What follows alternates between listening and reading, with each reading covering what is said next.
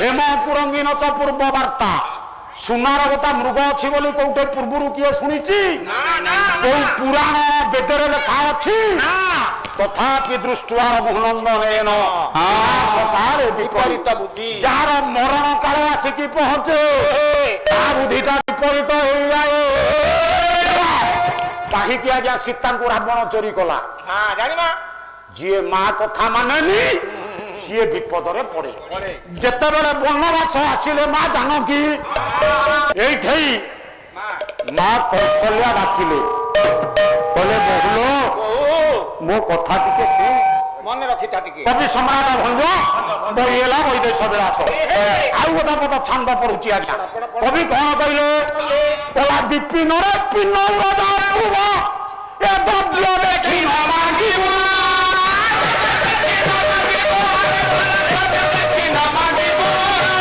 विपिन रे पिन राजा द्रव्य देखी न मागिब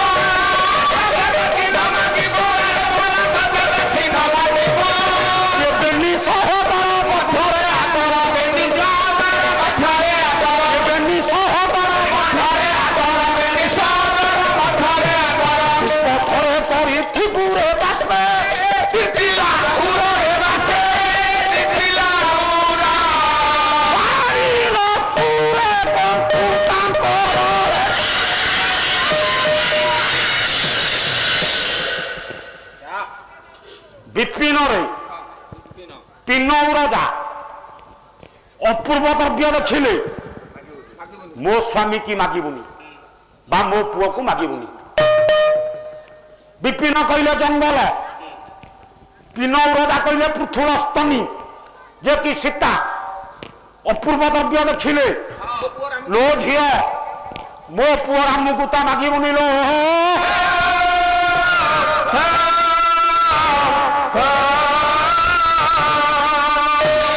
ए माँ सीता शाशु कथा मानी अपूर्व पदार्थ देखिले माँ सीता सुनार मृग को राम को मागिले राम लक्ष्मण को जगैले कहले लक्ष्मण मु न फेरिला पर्यंत ये कुटीर द्वार छाड़ी तू कुआड़े जीवुनी रामचंद्र कहीकि मृग पछरे पड़ेले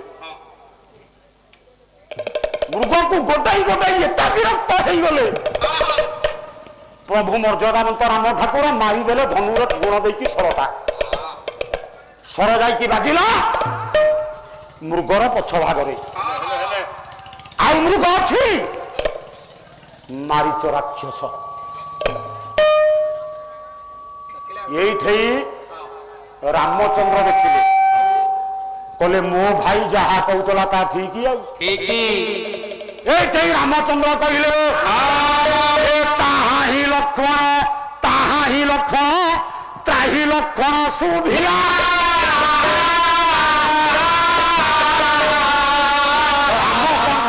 डाकिले पड़ाए सीता कर्णरे बाजिला ताहा ही लक्ष्मणटा 1000 किलोमीटर दूर ता शब्दटा विपरीत शुभिब त्राही लक्ष्मण सीता कर्णरे जिते संभाला सीता लक्ष्मण को पठे कहले लक्ष्मण तुम भाई बर्तमान विपद तमें जा रह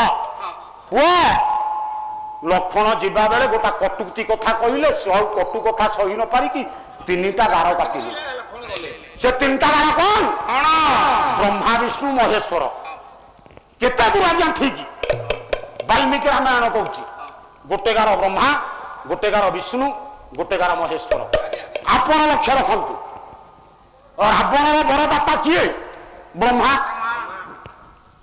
रावण जाऊँगी सीता को चोरी करने को भिक्षार्थी ब्राह्मण रूप को धारण कर ब्रह्मा गार पाखे पहुंचला पितामह ब्रह्मा विचार कले कहलारे मोर चतुर्थ पुरुष हूँ रावण रावण जदि जाऊँगी सूर्य वंशर बहुटा को आने मु कार्य किया बाधा देवी मुझे कार्य बाधा देवी मु तो सबुदिन रावण पाखे वेद पढ़ुची ये मत मारदब तेणु एक भावी प्रथम द्वार को ବ୍ରହ୍ମାବାରେ ଛାଡ଼ିଦେଲେ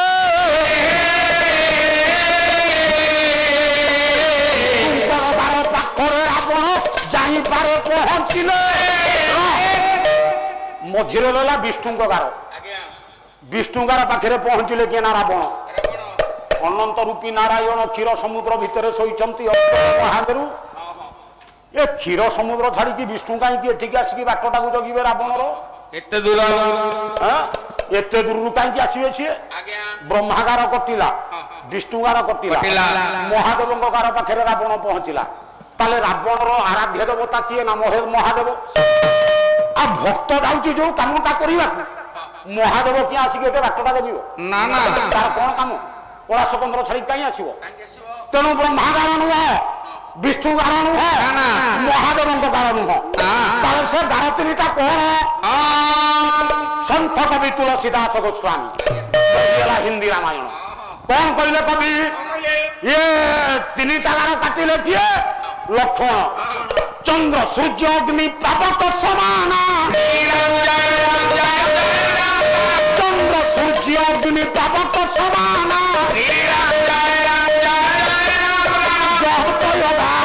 କାଟଲି ସୀମାନା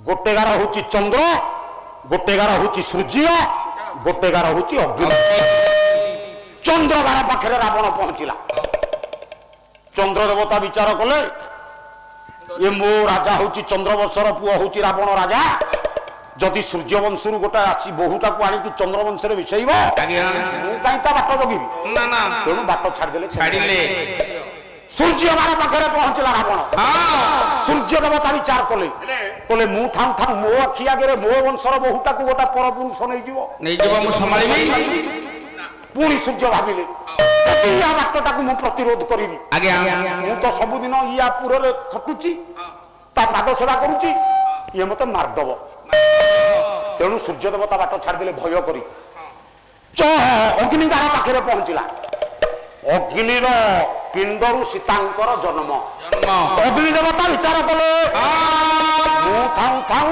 ମୋ ଆଖି ଆଗରେ ମୋ ଝିଅଟାକୁ ଗୋଟା ପରପୁରୁଷ ନେଇଯିବ ମୁଁ ସହିବି ଏ କଥାକୁ ବିଚାର କରି ଅଗ୍ନି ଦେବତା କଲେ କଣ ନା ଝିଅ ସୀତା ଯେତେବେଳେ ଦେଉଛନ୍ତି ଭିକ୍ଷା ଏ ବାମ ହାତକୁ ଧରିଲେ ସେ ଅଗ୍ନି ଦେବତା ଜୀବର ଅଗ୍ନି କୋଳରେ ରହିଲେ ପରା ବାବୁ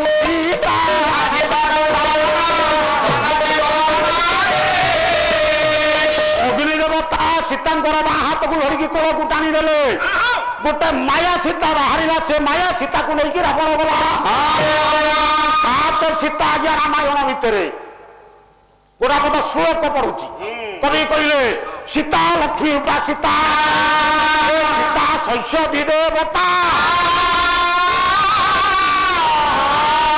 ସୀତା ଲାଙ୍ଗଳ ପଦିଆଞ୍ଚ ସୀତା ମନ୍ଦା କିଲି ମତା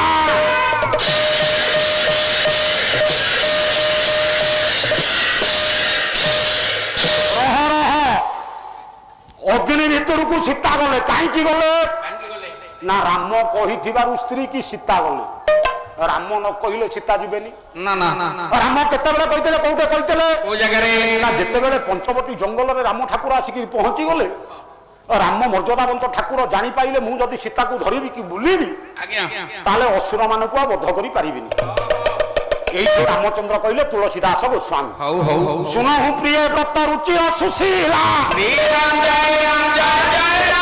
মে কিছু করিবু লিপ্তনর লীলা পূর্ণ পাব প্রথম তর হুনিবাস জোলাজি কৌর নিশাচর বলে হে প্রিয় तुमको जदि धरिकी मु वनवास बुलबी आउ राक्षस दमन करें तुम्हें किसी दिन पर्यंत तुम बाप हेबा अग्नि भितर रही जा मु रावण वंश को निर्मूल करी जेते बेले अयोध्या कटक फेरबी तुमको अग्नि भितर से आज्ञा है से सीता अग्नि भितर को गले रह ये कुंभकर्ण कहला कला हे लक्ष्मण तुम भाई तो कहते न फेरला पर्यंत बाट छाड़ी कुआड़े जीवनी ତମେ ସେଠି କଣ ଭାଇଙ୍କ କଥା ମାନିଥିଲ? ନା ନା ଛାଡ଼ ବାଟ ମୁଁ ଯିବି ଭିତରକୁ। ଲକ୍ଷ୍ମଣ ବାଟ ଛାଡ଼ିଲେ, ଅଙ୍ଗଦ ବାଟ ଛାଡ଼ିଲା, ତୃତୀୟ ଦ୍ୱାରରେ ଅଛନ୍ତି ତ୍ରେତୟା ଯୁଗର ମଲ୍ଲ ହନୁମାନ। ଦଶାଇ ଯେତେବେଳେ ତୃତୀୟ ବାଟରେ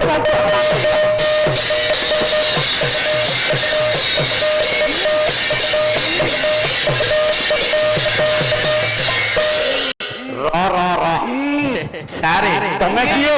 ସାରେ କେତେଟା ପଇସା ନବ ବୋଲି ବୁଢା ହେଲାଣି ହନୁମାନ ହଉଛି। ତମେ କିଏ? ମୋତେ ଚିହ୍ନି ପାରୁନ? ମୁଁ ତ୍ରେତୟା ଯୁଗର ମଲ୍ଲ, ମୁଁ ହନୁମାନ। ପ୍ରଣାମ ଗ୍ରହଣ କରନ୍ତୁ। ତମେ କିଏ? ଶ୍ରୀ ଗୁରୁ ଚରଣ ସରୋଜ ରଜନି ଯମନ ମୁକୁରୁ ସୁଧାରି ବରଣ ଜଗବର ବିମଲ ଯଶୁ ଯୋଦାୟକୁ ଭଲ ଚାରି ବୁଦ୍ଧିହୀନ ତନୁ ଜାନିକେ ସୁବୀର ପବନ କୁମାର ବଲ ବୁଦ୍ଧି ବିଦ୍ୟା ଦେହୁ ମୋଇ ହରଂ କଲେ ସବିକା। ପ୍ରଣାମ ଗ୍ରହଣ କରନ୍ତୁ। ମୁଁ ହଉଛି ରାବଣ ଭାଇ କୁମ୍ଭକର୍ଣ୍ଣ। ମତେ ଟିକେ ବାଟ ଛାଡ, ମୁଁ ଭିତରକୁ ଯିବି। ବାଟ ଛାଡ଼ି ହବ ନାହିଁ। ମୋ ପ୍ରଭୁଙ୍କ ସାଙ୍ଗରେ ବ୍ରହ୍ମଜ୍ଞାନ ଆଲୋଚନା କରିବି। ବାଟ ଛାଡ଼ି ହବ ନାହିଁ। ରାତି ପାଇଲେ ଯୁଦ୍ଧର କୌଶଳ ମୁଁ ଜାଣିନି କେମିତି ଯୁଦ୍ଧ ମୁଁ କର। ବାଟ ଛାଡ଼ି ପାରିବି ନାହିଁ। କାହିଁକି ଛାଡିବନି? କାହିଁକି ଛାଡ଼ିବିନି? ପ୍ରଭୁଙ୍କର ନିର୍ଦ୍ଦେଶ ନାହିଁ। ତମ ରାମଙ୍କ ନିର୍ଦ୍ଦେଶ ନାହିଁ? ତମେ କଣ ରାମଙ୍କ କଥାଟା ସବୁ ଜାଗାରେ ମାନିଛ? ମାନିଛ? ମୁଁ ଯଦି ପ୍ରମାଣ ଦେବି ତମେ ରାମ କଥା ମାନିନ ବୋଲି,